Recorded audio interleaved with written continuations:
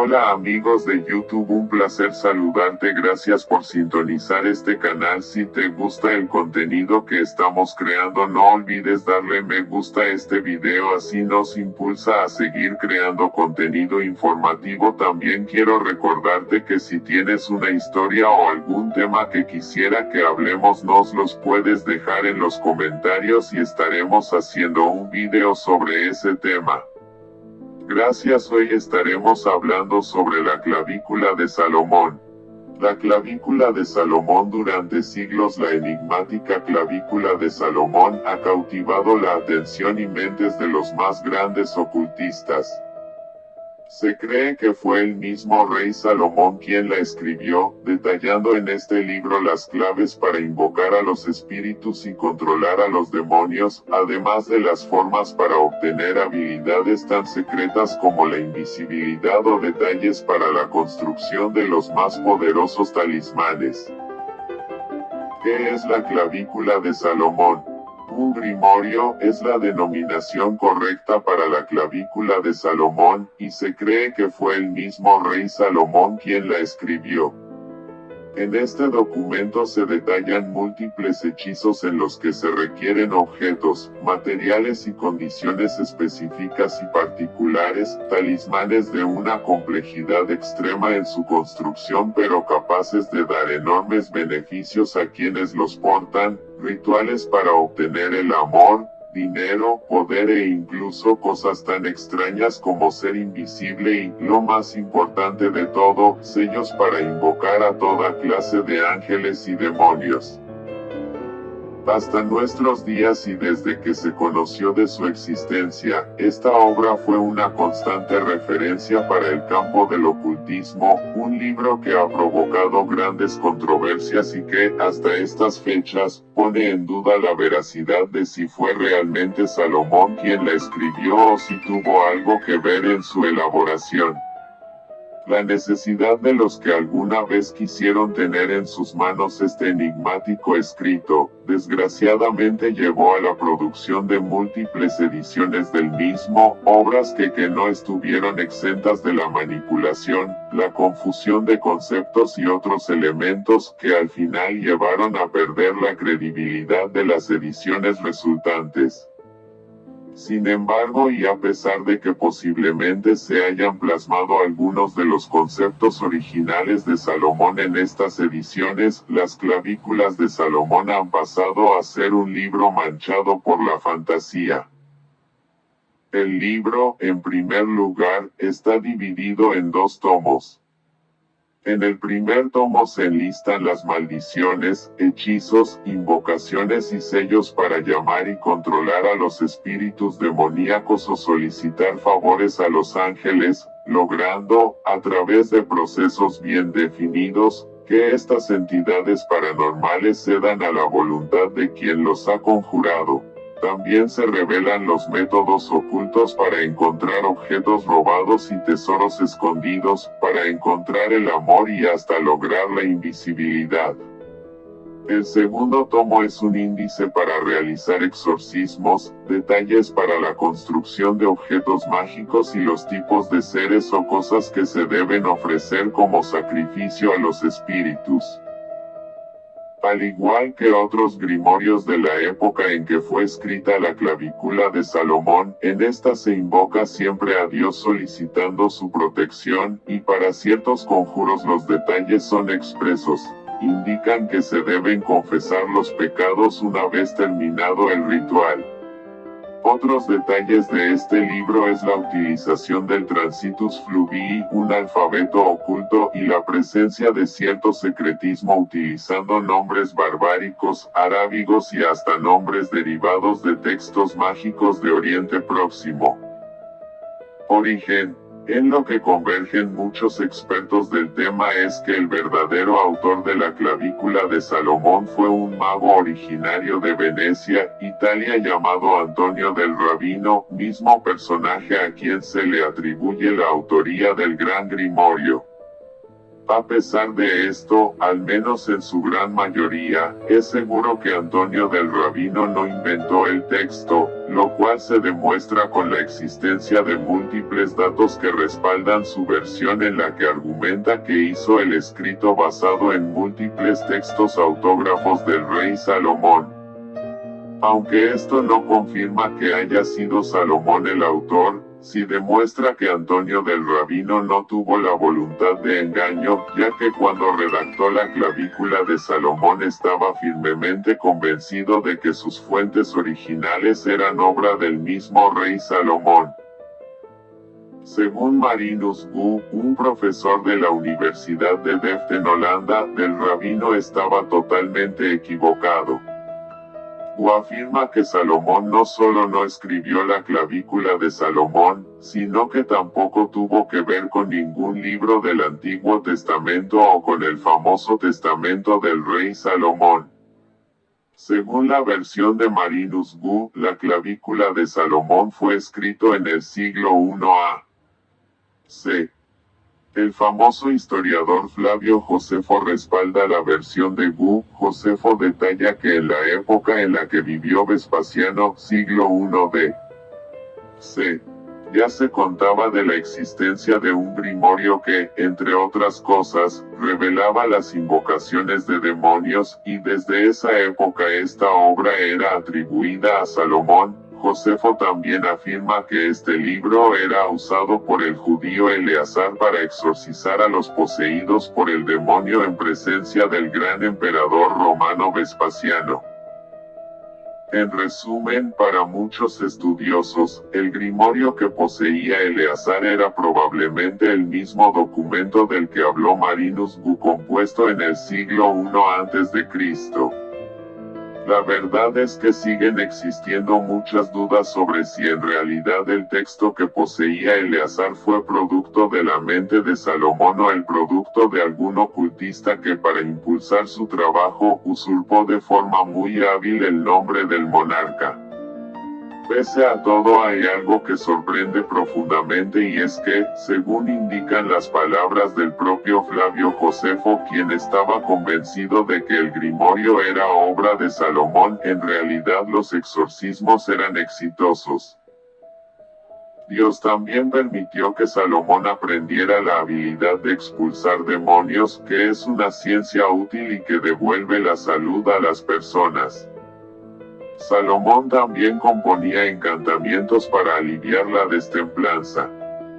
Y dejó técnicas de realizar exorcismos para expulsar demonios de forma que no vuelvan, y este método de cura sigue teniendo una gran vigencia. Porque yo he visto a uno de mi propio país, que se llamaba Eleazar, que liberaba a los endemoniados en presencia de Vespasiano, y sus hijos, y sus capitanes, y toda la multitud de soldados. La forma de cura era la siguiente. Ponía un anillo que contenía una raíz de las que mencionaba Salomón en las fosas nasales del poseso, tras lo cual sacaba al demonio por la nariz del paciente. Y cuando éste caía al suelo inmediatamente conjuraba al demonio para que no volviera, mencionando a Salomón y recitando los encantamientos que él compuso. Y cuando Eleazar quería convencer y persuadir a la audiencia de que tenía tal poder, colocaba a cierta distancia una palangana o un cacharro de agua, y mandaba al demonio que no volviera, para que el público supiera que había salido de la persona, y de esta manera se mostraba manifiestamente la habilidad y la sabiduría de Salomón. Tras este relato, algunos podrían pensar que lo que en realidad ocurría era que la supuesta posesión demoníaca era en realidad los síntomas una epilepsia o alguna otra enfermedad desconocida en la época en la que la raíz actuaba como una cura natural. Ante eso cabe recordar que Flavio Josefo contó que, ante los que dudaban, Eleazar derramaba un cubo de agua a la distancia sin fuerza natural visible para realizar tal acción. Esto, de ser cierto, no tendría explicación científica aparente y entonces ya no parecería tan descabellado atribuirlo a la magia de Eleazar. Ahora, sabemos que existen las probabilidades de que un historiador como Josefo mienta y hasta donde se sabe sus textos no han sufrido alteraciones, por ende resulta muy probable que el relato del cubo de agua sea verdadero y que en consecuencia haya habido algo de sobrenatural en torno a lo que hacía Eleazar.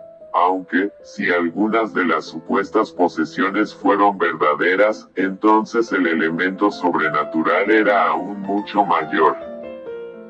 Algo que muy pocos saben porque fue descubierto recientemente es de la existencia de un manuscrito que sería la versión en hebreo masorético de la clavícula de Salomón, una obra titulada Maftea Shelomá, traducido de forma literal al español significa Claves de Salomón.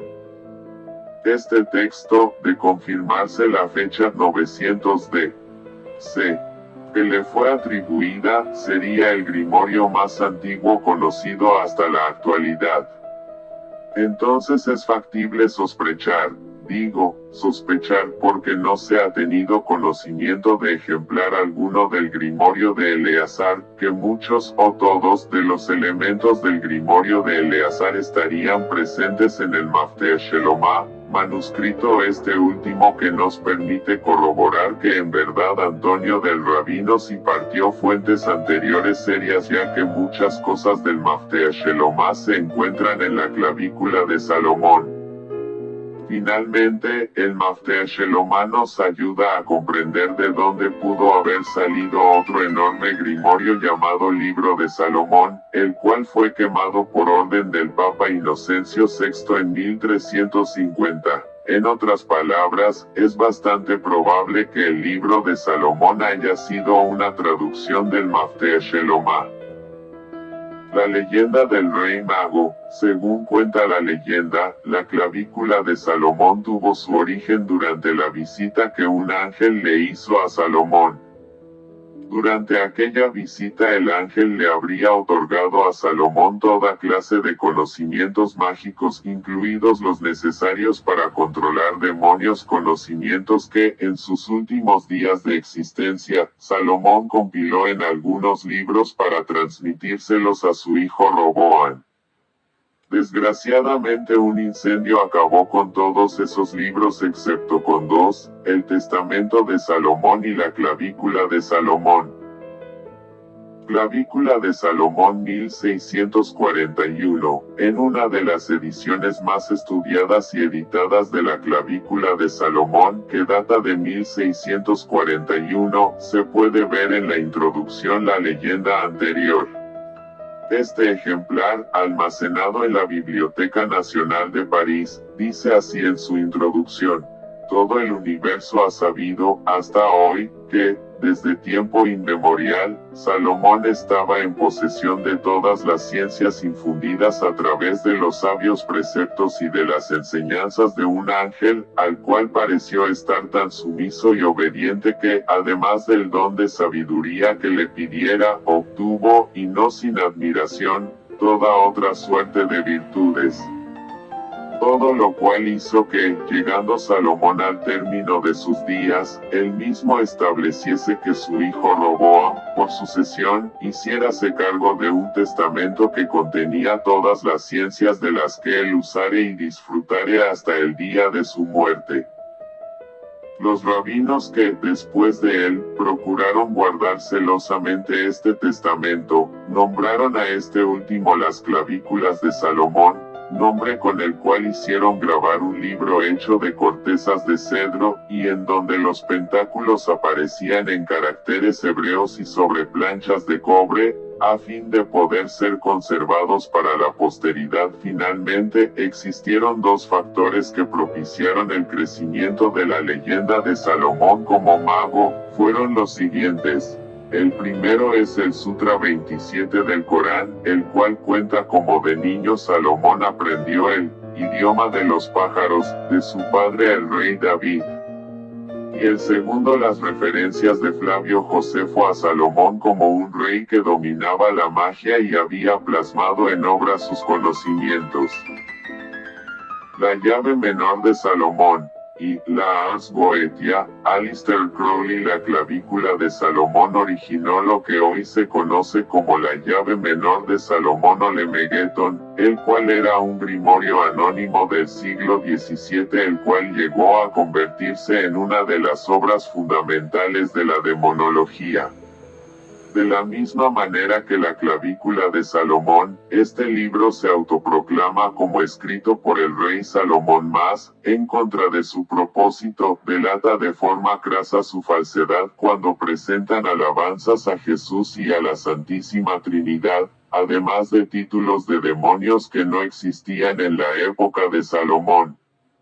En cuanto a sus contenidos, la llave menor de Salomón en esencia difiere en ciertos detalles y aspectos, lo mismo que la clavícula de Salomón. En los albores del siglo XX, Samuel Mathers y el famoso satanista Aleister Crowley hicieron que la magia salomónica renaciera cuando tradujeron de forma parcial la llave menor de Salomón en 1904, dando así nacimiento a la Goetia, la llave menor del rey Salomón, Clavicula Salomonis Regis, obra que prácticamente fue un instructivo dividido en 5 partes a través de las cuales se exponía todo lo referente a invocar a los 72 espíritus que supuestamente Salomón aprisionó en una vasija.